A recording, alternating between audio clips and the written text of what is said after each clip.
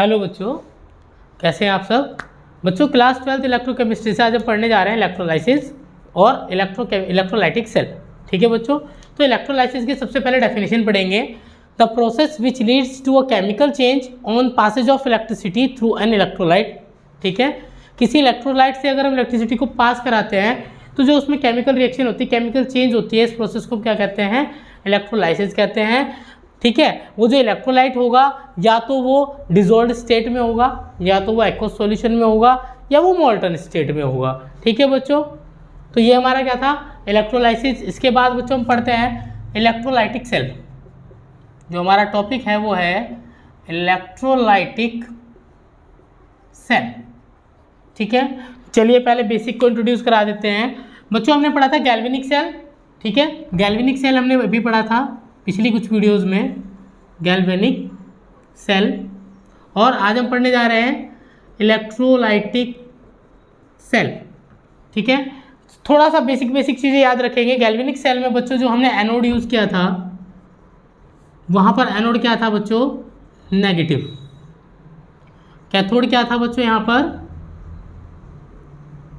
Positive. ठीक है, लेकिन आज हम जो इलेक्ट्रोलाइटिक सेल पढ़ने जा रहे हैं बच्चों, यहाँ पर एनोड जो होगा बच्चों वो होगा पॉजिटिव, और कैथोड जो होगा बच्चों वो होगा नेगेटिव। ठीक है, तो इन्हें चार्ज के बेसिस पे ना याद करें आप। ठीक है, और यहाँ पर जो एक कॉमन चीज़ रहेगी मैं आपको बता दूँ, अगर आपको ये याद करना है कि एनोड कौन सा होता है, कैथोड कौन सा होता है, तो प्रोसेस के दौरान आप याद रखें कि एनोड पर ऑक्सीडेशन होता है और कैथोड पर रिडक्शन होता है। ठीक है, at anode oxidation occurs and eight cathode reduction occurs. ठीक है, क्योंकि सेल बदलने पर उनके साइंस तो चेंज हो सकते हैं, लेकिन ये चीज़ें जो है वो कॉमन रहेगी। ठीक है, तो बच्चों स्टार्ट करते हैं इलेक्ट्रोलाइटिक सेल। इन बेसिक बातों को ज़रा माइंड में रखेंगे। ठीक है, सबसे पहले मैं इसकी कंस्ट्रक्शन स्टार्ट कर रहा हूँ। तो कंस्ट्रक्शन के लिए सबसे पहले यहाँ पर एक इलेक्ट्रोलाइटिक टैंक होता है बच्चों। ठीक है, ये क्या है, इलेक्ट्रोलाइटिक टैंक। क्या है ये, इलेक्ट्रोलाइटिक टैंक। ठीक है, जो कि किसका बना होता है, made of non conducting material, जैसे कि like glass, Bakelite plastic etcetera. ठीक है, इसमें बच्चों यहाँ पर इलेक्ट्रोलाइट सॉल्यूशन भरा होता है। इसके अंदर क्या भरा होता है, इलेक्ट्रोलाइट सॉल्यूशन। तो ये बच्चों क्या है, इलेक्ट्रोलाइट सॉल्यूशन। इसके अंदर मेटल की 2 रोड को डीप किया जाता है। ठीक है, तो यहाँ पर मैं बना रहा हूँ मेटल की 2 रोड जिनको इसमें डीप किया जाएगा, ये है। ठीक है, और आउटर सर्किट से इनको कनेक्ट किया जाएगा एक बैटरी से। बैटरी पर यहाँ पर इसको एक बैटरी से कनेक्ट किया जाएगा। ठीक है, तो बच्चों ये इलेक्ट्रोड के काम करेंगे, है ना, इलेक्ट्रोड की तरह काम करेंगे। जब ये बैटरी से कनेक्ट हो जाएंगे तो ये कैसे काम करेंगे, इलेक्ट्रोड की तरह। ठीक है, ये इलेक्ट्रोड किसके हैं, या तो ये मेटेलिक हो सकते हैं या फिर ये ग्रेफाइट के भी लिए जा सकते हैं। ठीक है, यहाँ पर इतना याद हो गया। ये हमारी क्या है, बैटरी। बैटरी पर यहाँ पर प्लस साइन, यहाँ पर माइनस साइन। जो पॉजिटिव टर्मिनल है मैंने बताया, देखिए यहाँ पर हमारा एनोड जो होगा वो पॉजिटिव होगा, तो पॉजिटिव टर्मिनल क्या है, एनोड। ठीक है, हमारा पॉजिटिव टर्मिनल एनोड। और कैथोड हमारा क्या होगा, नेगेटिव टर्मिनल, इसको क्या बोलेंगे, कैथोड। ठीक है, तो ये हमारी कुछ कंस्ट्रक्शन है इसकी। मैं आगे चलने से पहले आपको बता दूं कि इलेक्ट्रोलाइटिक सेल होते क्या है। ठीक है, जैसे हमने गैल्वेनिक सेल पढ़ा था, गैल्वेनिक सेल क्या करता है, galvanic cell converts chemical energy into electrical energy. इसका जस्ट अपोजिट हमारा क्या है, electrolytic cell. The device which converts electrical energy into chemical energy। एक ऐसी डिवाइस जो इलेक्ट्रिकल एनर्जी को केमिकल एनर्जी में कन्वर्ट करती है, या जिसमें इलेक्ट्रिसिटी देने के बाद वो केमिकल रिएक्शंस होती हैं, उसको हम क्या कहते हैं? Electrolytic cell. चलिए फिर से मैं थोड़ा रिमाइंड करा दूँ आपको इसकी कंस्ट्रक्शन। यहाँ पर क्या होता है? एक इलेक्ट्रोलाइटिक टैंक होता है। इलेक्ट्रोलाइटिक टैंक जो होगा वो नॉन कंडक्टिंग मटेरियल का बना होगा, जैसे ग्लास है ना, बेकेलाइट एक्सेट्रा। और मेटल की 2 रोड लगी होगी। मेटल की 2 रोडों को बैटरी से कनेक्ट किया जाएगा।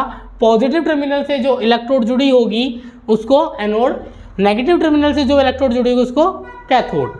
ठीक है बच्चों, यहाँ पर इलेक्ट्रोलाइट को जब सॉल्यूशन लिया जाएगा तो एक्वस सॉल्यूशन में क्या होता है? According to ionic theory of electrolytes, यहाँ पर वो आयंस में कन्वर्ट होता है। ठीक है, देखिए ये एक आयन बना दिया मैंने नेगेटिव आयन, ये एक नेगेटिव आयन बना दिया। ठीक है, ये पॉजिटिव आयन है, ये पॉजिटिव आयन है, बहुत सारे हो सकते हैं। तो ऐसे आयंस में वो क्या होते हैं? टूट जाते हैं। ठीक है, अब मैं इसकी थोड़े मैकेनिज्म पर बात करता हूँ कि मैकेनिज्म क्या है। ठीक है, मैं इसको यहाँ से मिटा देता हूँ। तो यहाँ पर हम बात करते हैं मैकेनिज्म ऑफ इलेक्ट्रोलाइसिस। यहाँ पर हम बात करते हैं मैकेनिज्म ऑफ इलेक्ट्रोलाइसिस। ठीक है, अब देखिए जब आपने इसको बैटरी से कनेक्ट किया तो यहाँ पर करंट फ्लो करने के बाद क्या होगा? हमारे जो एक्वस सॉल्यूशन में या मोल्टन स्टेट में जो हमारे आयंस हैं वो रैंडमली मूव करना स्टार्ट करेंगे। और मूव करते करते, क्योंकि यहाँ पर इलेक्ट्रिसिटी हमने फ्लो की है, तो देखिए नेगेटिव इलेक्ट्रोड पर क्या आएंगे? इलेक्ट्रॉन्स आएंगे। इस पर नेगेटिव चार्ज आ जाएगा और इस पर पॉजिटिव चार्ज आ जाएगा। तो यहाँ पर जो आयंस इसमें डिजोल्व हैं और मोल्टन स्टेट में प्रेजेंट हैं, तो वो क्या करेंगे? वो अपने से अपोजिट इलेक्ट्रोड की तरफ मूव करेंगे, अपने से अपोजिट इलेक्ट्रोड की तरफ मूव करेंगे। तो कहने का मतलब जो हमारे पॉजिटिव जो हमारे आयंस होंगे वो कैथोड की तरफ जाएंगे। पॉजिटिव आयंस किधर जाएंगे? कैथोड की तरफ। मैं अगर लिखना चाहूँ तो पॉजिटिव आयंस किधर जाएंगे? कैथोड की तरफ। नेगेटिव आयंस किधर जाएंगे? एनोड की तरफ, क्योंकि एनोड जो है वो पॉजिटिव टर्मिनल है। तो नेगेटिव आयंस, ये इलेक्ट्रोलाइटिक टैंक है, ठीक है, ध्यान रखेंगे, थोड़ा सा मिट गया मुझसे। नेगेटिव आयंस जो हैं वो किधर जाएंगे? वो जाएंगे एनोड की तरफ। बात समझ में आ रही है? यहाँ पर क्या होगा? अब नेगेटिव आयन जिनके पास, देखिए नेगेटिवली चार्ज आयन के पास इलेक्ट्रॉन रिच ग्रुप है, इसके पास इलेक्ट्रॉन होंगे एक्स्ट्रा। और पॉजिटिवली चार्ज आयन के पास इलेक्ट्रॉन डिफिशिएंट ग्रुप है, उसके पास उसे इलेक्ट्रॉन की जरूरत है। नेगेटिव वाले के पास इलेक्ट्रॉन जो है वो एक्सेस में है। तो नेगेटिव वाला क्या करेगा? पॉजिटिव इलेक्ट्रोड को इलेक्ट्रॉन ट्रांसफर करके न्यूट्रल स्पीसीज बना लेगा। यहाँ पर नेगेटिव आयन क्या करेंगे? एनोड को इलेक्ट्रॉन देंगे। और लॉस ऑफ इलेक्ट्रॉन क्या होता है? ऑक्सीडेशन। मतलब एनोड पर क्या हो रहा है? ऑक्सीडेशन। यहाँ पर क्या होगा? Oxidation at anode. ठीक है, क्योंकि यहाँ पर चार्ज इसको दे रहा है, यहाँ पर इलेक्ट्रॉन इसको दे रहा है। अब देखिए पॉजिटिव आयन जा रहे हैं हमारे कैथोड की तरफ, तो पॉजिटिव आयन क्या करेंगे? यहाँ से इलेक्ट्रॉन लेंगे, एक्सेप्ट करेंगे और न्यूट्रल स्पीसीज में कन्वर्ट हो जाएंगे, है ना। तो यहाँ पर क्या होगा? Reduction. Gain of electron is known as reduction. तो यहाँ पर क्या होगा? Reduction at cathode. Reduction at cathode. ठीक है, यहाँ पर बच्चों ध्यान रखिए कि जब आयंस हमारे क्या करते हैं? इलेक्ट्रॉन को गेन करके या लॉस करके न्यूट्रल स्पीसीज में कन्वर्ट हो जाते हैं, तो ये कहलाता है हमारा प्राइमरी चेंज। ये हमारा क्या कहलाता है? Primary change. ठीक है, तो यहाँ पर जब न्यूट्रल स्पीसीज में जाते हैं तो ये क्या कहलाता है? Primary change. फर्दर जब वो आयंस है न्यूट्रल जो हमारी स्पीसीज है वो यहाँ पर इकट्ठी होती रहेगी और वो फर्दर रिएक्ट करके जब फाइनल प्रोडक्ट बनाएगी तो वो कहलाएगा सेकेंडरी चेंज। वो क्या कहलाएगा? Secondary change. फाइनल प्रोडक्ट के केस में जो बनेगा वो बनेगा सेकेंडरी चेंज। इस तरह से जो हमारे कैटायन होंगे वो जाकर कहाँ इकट्ठे हो जाएंगे? डिपॉजिट हो जाएंगे यहाँ पर रिड्यूस होकर। और जो एनायन होंगे वो यहाँ पर इलेक्ट्रॉन का लॉस करके इसके पास डिपॉजिट हो जाएंगे, जिससे प्रोडक्ट बनता है। ठीक है, अब चलिए बात करते हैं इसी मैकेनिज्म की एक एग्जाम्पल के थ्रू, NaCl के थ्रू। ठीक है, यहाँ पर इस टैंक में मान लीजिए NaCl है। ठीक है, तो यहाँ पर अब मैं पॉजिटिव आयन की जगह Na लिख रहा हूँ। ठीक है, यहाँ पर मैं क्या लिख रहा हूँ? पॉजिटिव आयन की जगह Na लिख रहा हूँ। तो Na प्लस किधर जाएगा? हमारा कैथोड की तरफ। और Cl नेगेटिव किधर जाएगा? हमारा एनोड की तरफ। बात समझ में आ रही है ना। अब मैंने एग्जांपल किसका लिया है, हमारा लिया है सोडियम क्लोराइड का मोल्टन स्टेट में, है ना। तो इन molten state NaCl dissociates into कैसे टूटता है NaCl, देखिए NaCl टूटेगा हमारा Na पॉजिटिव और Cl नेगेटिव, ठीक है। तो यहाँ पर देखिए, जब अब मैं पहले कैथोड की बात करता हूँ, ठीक है। एट कैथोड पर क्या रिएक्शन हो रही होगी, एट कैथोड पर क्या हो रहा है, मैंने आपसे कहा कि Na+ जो है वो जा रहा है हमारा कैथोड के पास, और कैथोड के पास क्या है, इलेक्ट्रॉन। तो वहाँ पर वो क्या कर रहा है, हमारे यहाँ से एक इलेक्ट्रॉन को ले रहा है, क्योंकि उसके पास एक इलेक्ट्रॉन कम है। प्लस वाले जो हमारे आयन्स होते हैं वो इलेक्ट्रॉन डेफिशिएंट होते हैं, तो एक इलेक्ट्रॉन गेन करेगा और रिड्यूस हो जाएगा Na एटम में। मैंने क्या कहा, जब आयन जो है वो इलेक्ट्रॉन देकर ही इलेक्ट्रॉन लेकर हमारे न्यूट्रल स्पीसीज में कन्वर्ट हो जाए, तो ये क्या कहलाता है, प्राइमरी चेंज। बात ध्यान रखना, primary change. Similarly at anode पर रिएक्शन को देखेंगे। एनोड पर क्या हो रहा है, एनोड की तरफ कौन जा रहा है, Cl एटम। अब Cl एटम जा रहा है एनोड की तरफ, तो ये क्या करेंगे, इसको इलेक्ट्रॉन दे देंगे, पॉजिटिव इलेक्ट्रोड है ना, इसको इलेक्ट्रॉन दे देंगे और न्यूट्रल स्पीसीज में कन्वर्ट हो जाएंगे। मतलब Cn क्या करेगा, लॉस करेगा इलेक्ट्रॉन का, Cl क्या करेगा, इलेक्ट्रॉन का लॉस करेगा, इसलिए मैंने माइनस लगाया, ठीक है।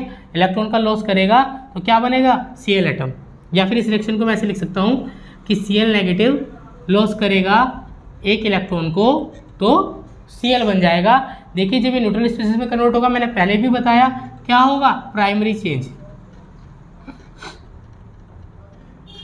ठीक है। लेकिन हम देखते हैं कि Cl कभी भी एग्जिस्ट नहीं करता, एटॉमिक स्टेट में Cl एग्जिस्ट नहीं करता है। तो Cl यहाँ पर जितने इकट्ठे होते रहेंगे फर्दर रिएक्ट करेंगे और बना लेंगे Cl + Cl गिव्स Cl2। जब वो हमारे न्यूट्रल स्पीसीज फर्दर रिएक्ट करके फाइनल प्रोडक्ट बनाएंगे, तो ये क्या कहलाएगा, सेकेंडरी